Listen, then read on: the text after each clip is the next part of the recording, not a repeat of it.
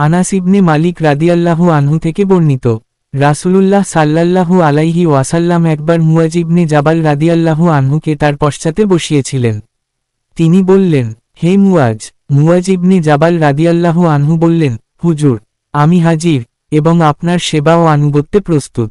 তিনবার রাসূল সাল্লাল্লাহু আলাইহি ওয়াসাল্লাম ডাকলেন এবং মুয়াজ রাদিয়াল্লাহু আনহু একইভাবে উত্তর দিলেন।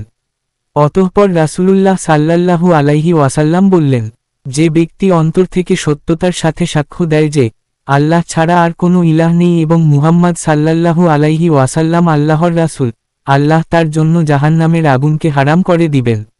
বই সহিহ আল বুখারী, হাদিস নং ৭০। হাদিসের শিক্ষা। ১। ঈমানের মূল ভিত্তি হল কালিমা শাহাদাত, লা ইলাহা ইল্লাল্লাহ, মুহাম্মাদুর রাসূলুল্লাহ। ২। যে ব্যক্তি আন্তরিকতার সাথে এই সাক্ষ্য দেয়, আল্লাহ তার উপর জাহান্নামকে হারাম করবেন। ৩। মুখে বলা যথেষ্ট নয়, অন্তরের সত্যতা ও বিশ্বাস অপরিহার্য।